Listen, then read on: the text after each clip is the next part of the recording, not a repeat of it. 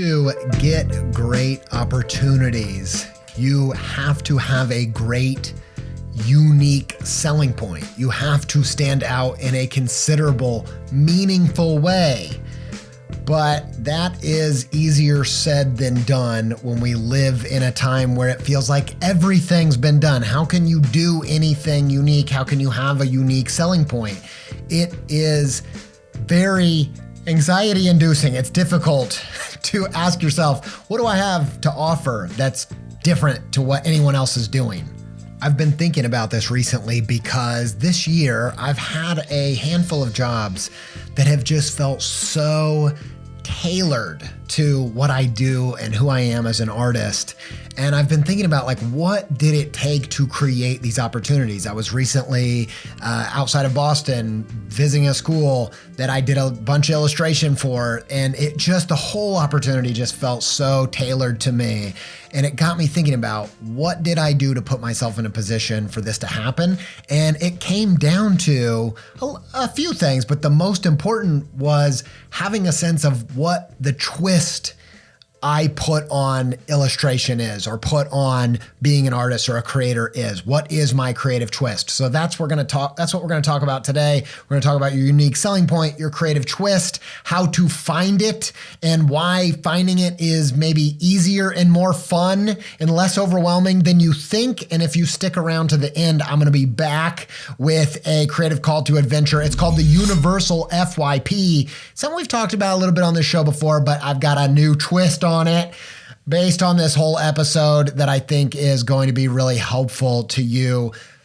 Seeing that you already have a unique selling point in the works, you just have to recognize how to cultivate it. So stick around for that. But for now, let's talk about what is the key to unlocking a unique selling point for your creative work. Let's go. On the creative journey, it's easy to get lost, but don't worry, you'll lift off. Sometimes you just need a creative pep talk.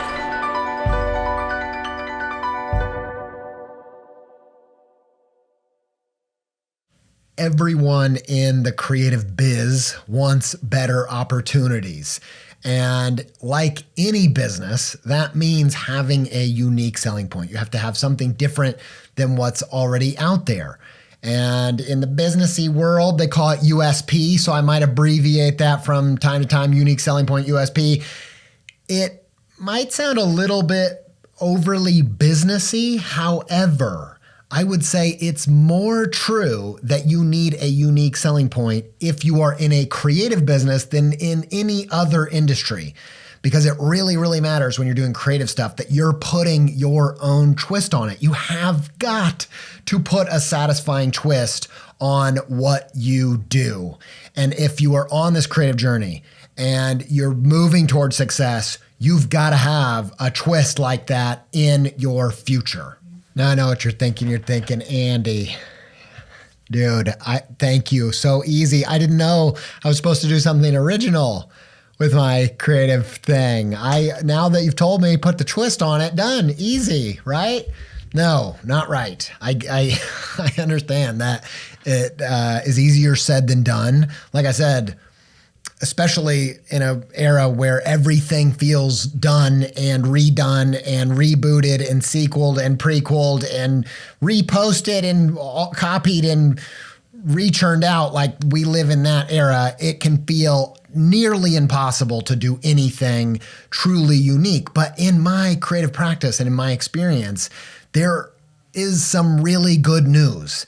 And it's that your creative twist and you showing up in a different way, it's not about some massive unicorn of an invention or innovation. It's about finding your point of view that comes natural to you, that is authentic to you, and tapping into that. That's what it's all about. It's not about coming up with the eighth wonder of the world. It's about figuring out what your sixth sense is. Like, for example, maybe your sixth sense is guessing the end of a movie. That's one of my sixth senses. Actually, when the movie Sixth Sense came out in the theater, I guessed the big twist before it happened. Now, I know you're all just really impressed, but I had a lot of help. I can't fully take the credit because when we sat down in that movie theater, my cousins were with me. They'd already seen it.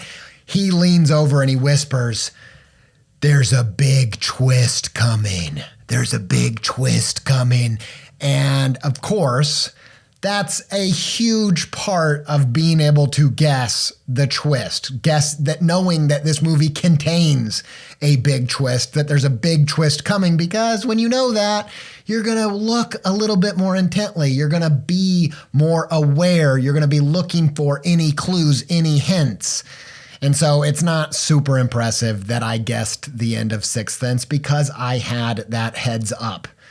But I want to, in this episode of the show, be your cousin for a minute and just lean over and whisper to you, if you're on the creative path, I'll give you the hint that gives you everything you need to guess it, to guess the twist is coming. And it's this: there's a huge twist coming. There's a huge twist on the horizon if you are making creative work, because every creative thing that you do is a type of twist. And now that you know that's coming, you can do what I did in that theater. You can heighten your awareness. You can be looking for the clues. You can be looking for the juicy things that are standing out to you because you are preparing for that twist. You have to be aware of, what am I noticing? Noticing what I'm noticing. The key to finding your creative twist is figuring out what your unique point of view is. And you do that by noticing what you're noticing. You look around, and as you move through life, if something perks up your spirit and your soul and your creativity, if something unusual seems out of place in the narrative, that's your cue to dial in. Because you know a twist is coming. You know it needs to be coming. You know you need that unique selling point one day. And the place that it arrives from are those little juicy clues and nuggets that you find along your creative path. And so it doesn't become that difficult to put a twist on something, to guess the twist, when you have been dialed in, when you have been tuned in to all of the little clues along the way. And what this looks like practically is looking at like I told you at the start, I just got back from a place outside of Boston. It's a school called Landmark. The Landmark School, and it's a school for kids with dyslexia or language-based or reading-based learning difficulties and challenges. And I was there because I did something like 11 or 13 illustrations that were in my exact style, the kind of concepts I come up with all the time for this podcast and other things that I make for myself. I made these for their school. And they have all these illustrations blown up on the wall. It was so fun. And as I was there talking to these kids that are neurodivergent and learn differently, I am talking to them and I'm feeling like this is the perfect opportunity for me. And I've had a few of those this year as an illustrator for clients. And I felt like, man, how did I get so lucky? And in some ways, yes, there's luck involved. And that I'm not denying that. But ultimately, I think the thing that makes the difference and put me in those scenarios to get those sorts of jobs were pulling at those little clues, trusting that there were twists on my horizon if I was willing to pull the threads that were uniquely me. And the thing about looking back on my creative journey and noticing what are the things that made the difference, a lot of those clues, a lot of those threads, a lot of those nuggets were things that at the time didn't seem to be to do with anything about my creative career or creative journey.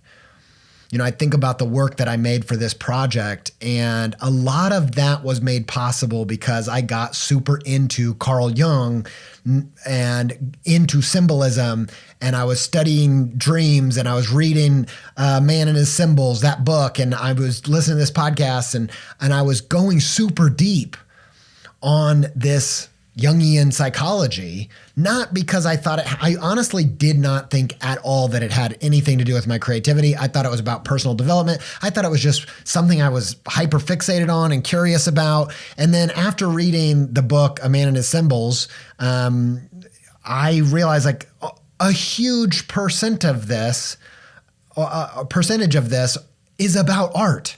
I mean, symbols, it's about symbols. It's about illustration. A lot of it's even interpreting and wrestling with art and like dream images, and all of it has to do with illustration. I don't know if I'm just not that quick or something. I just missed it. But this helped me fall in love with writing with pictures in a deeper way than I ever imagined. And it helped really increase my engagement with it and how I came up with ideas and what I thought of as visual metaphors, and all of that work filtered into my personal work. That's the stuff that they referenced when giving me this client job. They're like, do this kind of thing. And I wouldn't have done that had I not pulled at that thread. But the thing that I'd learned is, same thing happened to me with writing picture books and telling stories on stage and on the show, from getting super into Joseph Campbell and that leading into being obsessed with storytelling. All of that I didn't know any of that had to do with my creative future. I stumbled upon it, kind of begrudgingly followed my curiosity because I couldn't help myself, thinking this is a total aside. It's not really helping me in any considerable way. I'm just curious about this. And then come to find out later, it became completely essential to telling the kind of stories that I tell now for a living. And so I learned that a few different ways. And now I've realized that there is a huge twist coming on the horizon of my creative path, because that's what being a creative is. And if that's true, if I know it's coming, if I know it's on the horizon, I can increase my awareness. I can give myself permission to take notice of what I notice. And especially true if the people around me don't seem to be as interested in that stuff, because that's telling me something about my point of view. And I can have the faith and the trust in my creativity and in my journey to say, even if I don't know how this is related to anything that I'm going to do in the future, I can trust that I need to let my curiosity lead the way. And so if you want to get better opportunities, if you want to make work that is more unique to your point of view, the key is to allow yourself to be aware and invest in those weird little things that you're obsessive about, that you're curious about, even especially when you can't see how this has to do with anything that could make money, anything that could make your creative work better, because those are the places that have not been explored. If it's not obvious to you what the value of them is, you have to trust that intuition. And so the great thing you have now is you got a cousin like this guy that leaned over and said, hey, that twist is coming. Heighten your awareness. Look for the things that are out of the normal.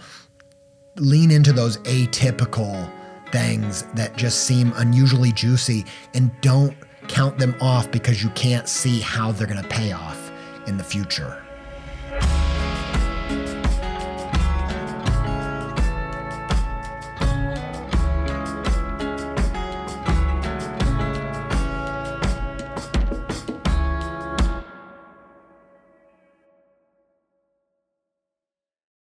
So, like I said, when I was in Massachusetts, feeling very grateful, I was walking to dinner the night before I was going to visit these schools, and I was just feeling so privileged and lucky. And I thought, this isn't a thing that I would have never dreamt of doing. It's not like a thing that as a kid I even knew was possible.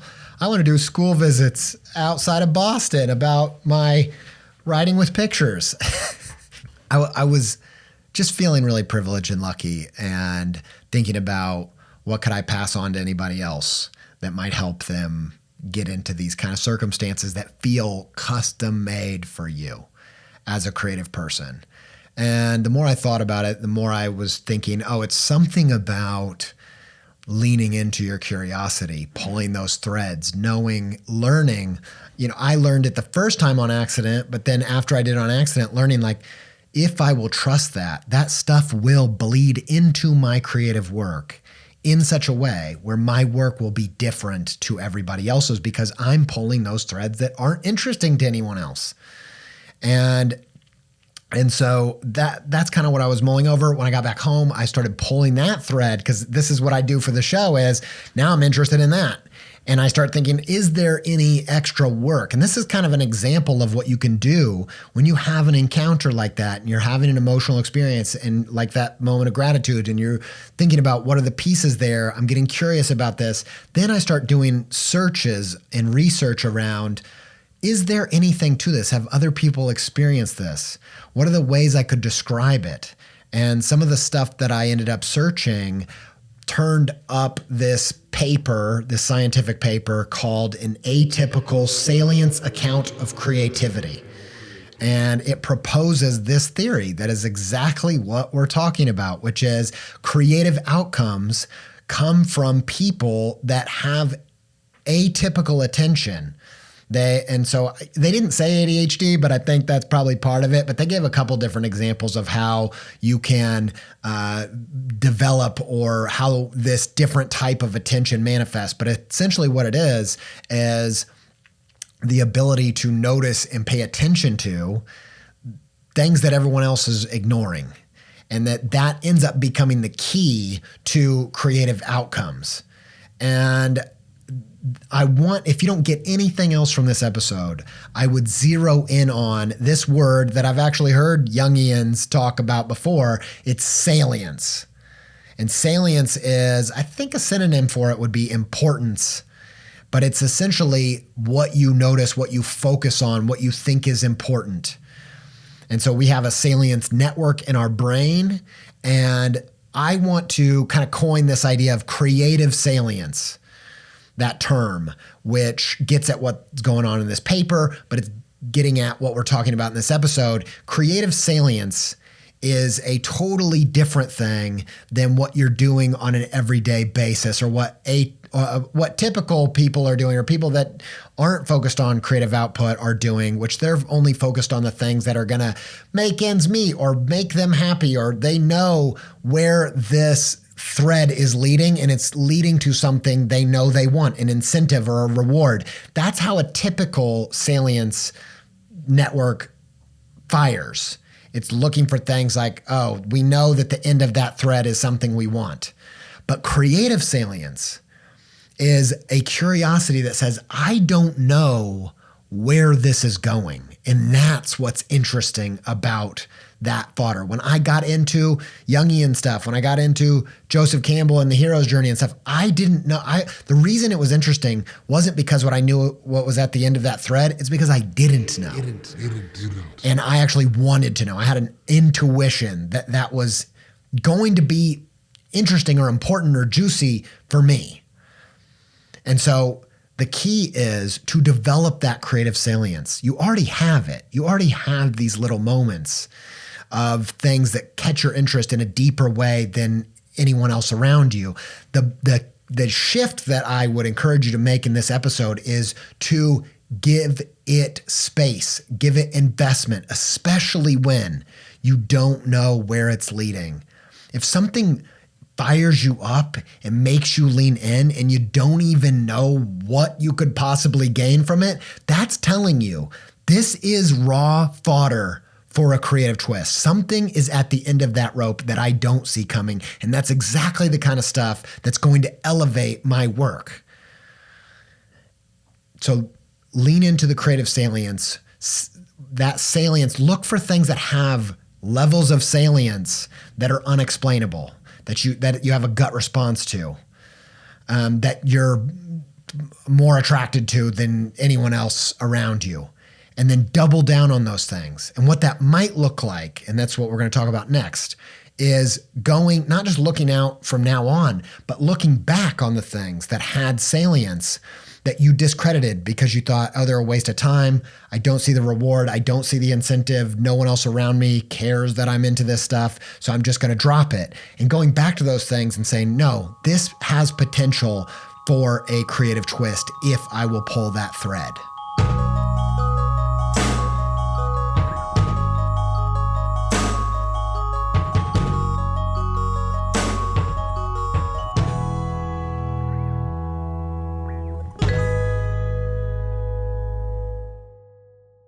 Okay, it's time for our creative call to adventure. I don't like to leave you with just an idea. I want to encourage you to put it to work in a real way in your creative practice today. So that's what this is. This one is called the Universal FYP. Now, if you don't know, FYP means For You page. It's on TikTok, and it's the videos that it's just delivering to you because they think it might be of interest. We're going to take that and we're going to put a couple twists on it. The first twist is, imagine that everything that you're encountering in your everyday life is the FYP page that is being delivered to you from the algorithm of the universe. That it is feeding you things that it thinks might be of interest, that it thinks you might need to dig into, that it thinks you might need to give some time attending to. So what if your everyday life, this sounds like I'm really trying to sell being present to Gen Z and Gen Alpha kids of dude, life is like a For You page. Okay, man, everything that you're encountering in the real world is served to you by a mega algorithm. Okay, I'm not exactly saying that, but I am saying that the things that you find interesting, as you're moving throughout your everyday, what if you paid attention to them like you do the For You page, assuming something is delivering this to you and it is giving, and if you find interest into it, that you would pull that thread. Now, the other twist that I want to put on the FYP, the For You page, is FYP, finish your plate. We've talked about this a couple times on the show because it's a central practice of mine. When I'm feeling I don't know what my work is about, I don't know what I want it to be about next, I don't know what the twist is I want to put on the stuff that I'm making in the next book or the next episode or whatever, I will pause and I will think, I need to do the FYP, finish your plate. The universe is giving me serving me this stuff and I'm ignoring it. That there are threads that seemed so salient to me in the moment. And then guess what? Out of sight, out of mind, completely slipped it. And then I didn't do anything with it. I didn't follow that curiosity. I didn't pull that thread. This has happened to me so many times where I get stuck, I'm in a dead end, and I think, hold on. I can't remember I can't think of any podcast to listen to. I can't think of any book to read. I can't think, nothing feels exactly right. And I don't know what to do in my work next. I don't know what to say. And I'll think, when was the last time I felt that level of salience? When was the last time that I encountered something and it felt like kismet with the universe? I was like, oh my gosh, yes, that's so interesting. That's speaking to me. And then I didn't finish that plate. I didn't eat the veggies. I didn't do the extra work to dig into it and see its relevance and understand it. That's what I recommend you do, because the likelihood that you don't have anything unique in your journey, the likelihood of that being true is so small. You are already probably in the midst of a journey to develop your own unique selling point within your creative work if you will go back and pick up that thread and that juicy thing that you encountered on your universal FYP moving through life. And so you've already got the first fruits of something that could make your work completely different. If you will pause and be like, what's the last thing that I noticed that just lit me up in an unexplainable way? And I wanted to go on a journey, not where I had the end in mind, where I didn't know where I was going. I didn't know where it would take me. And I don't even, especially if I don't know, what is the relevance to the economy with this? What is the utility of it? No, we're talking about the stuff that moves your soul and your spirit. whether you can see any way to make money from it, no way to monetize this bad baby. That's the stuff that makes your stuff so interesting and unique. And if you will trust that there will be ways in which this creates a human that I become, where my work will have a unique point of view. If you will trust that, you will be able to pull that thread. And so finish your plate. Check out the Universal FYP. Check out what are the things that I've let fall by the wayside because of the pressures of everyday life. And how can I check out a book on that? How can I listen to a podcast on that? How can I go do a little research and see if there's any papers on that? It might not look like that for you. Like for me, that often comes into this like pseudo-academic pursuit of trying to figure something out or wrestle with a theory. For you, it might be an encounter with a bird that you had, man, and you just completely blew it off. That encounter with a bird, nothing's more important than that. I'm telling you. I'm feeling it right now. Outside my window is a blue jay. There was a blue jay right on the gutters, and yes, it's begging me to pay attention to it instead of record this podcast, and I'm loving it. And look, I see you. I'm going to get to you in just a minute. We're about to finish up. Think about those things. The blue jays, the Jungians, whatever it is, where are those veggies that you need to finish your plate on? Because if you will, it will turn into a unique human. You are what you eat, right? Eat those veggies, eat those things that nobody else is interested in. Clear that plate. It's going to make a difference.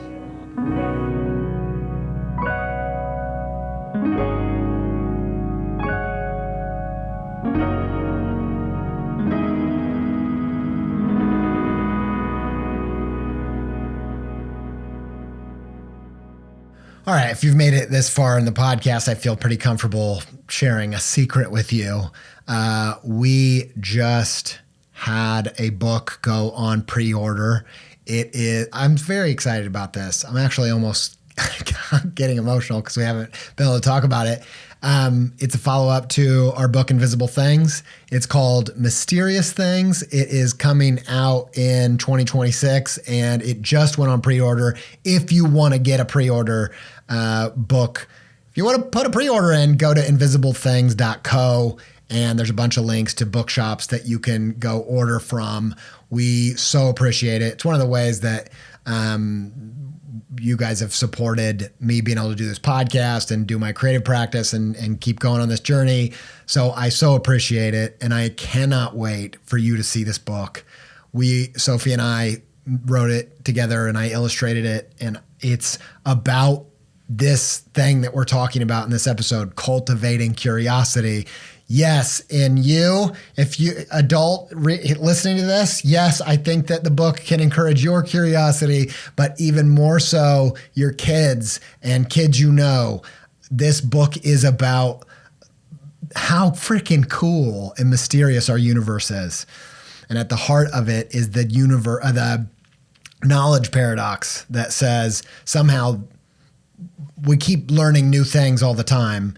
Feels like mystery should be dwindling. We should be getting closer and closer to figuring it all out. And yet, people like Einstein would talk about this knowledge paradox that said somehow the more we know, the more we realize we don't know. Physicists 100 years ago thought we had maybe 1% left to figure out. Physicists nowadays, a lot of them, people in the quantum physics world are like, we don't even know if we've scratched 1% of our knowledge. This universe is nuts. And that's kind of what it's about. It's about this idea that for me as a kid, I felt like all the books I was given and in school, I had this sense of like, okay, everyone's been here for a long time. We figured it all out. We put it in these books, read them so you can catch up and get to work. And it was just so uninspiring to me to feel like we had explored everything, figured everything out. And then it wasn't until I was like a late teen, early 20s that I realized, oh, there's huge mysteries left, that our universe is so weirdly mysterious. And it really made me fall in love with learning in a way. And school ended up feeling like you were learning to play an instrument, a guitar, but you'd never heard any music. You didn't know why we were doing this. What is the payoff, not just in terms of money and getting a job, but satisfaction and being thoroughly engaged in your life. And when I realized that it's a part of engaging the mystery and leaning into it, that learning just came to life for me in a different way. And unfortunately, it was at the end of my formal education experience. So we made this book to help inspire kids while they're in the thick of learning, to be like, this universe is wild, and curiosity is a big character in the book. Mystery is a character in the book, and it's just packed full with stuff that we're just super jazzed about. We hope you freaking love it. Go to invisiblethings.co and pre-order it, please. Pre-orders make such a big difference to whether a book succeeds or fails.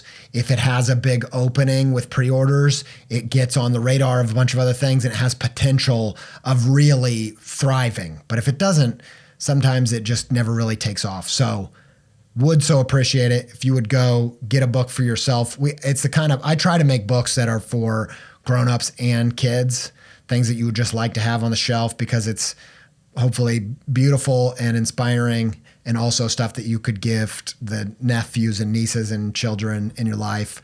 Hope you freaking love it. Can't wait for you to see it. Invisiblethings.co. All right. That's it on that little thing. I thought it was appropriate on this episode of Curiosity to go there. Thanks for bearing with me on that. And massive thanks to Sophie Miller, who is an editor and producer on this show. Thanks to Connor Jones of Pending Beautiful for audio edits, video edits, animation, and sound design. Thank you to Yoni Wolf and the band Y for our theme song and soundtrack. And thanks to all of you for listening. Until we speak again, stay pepped up.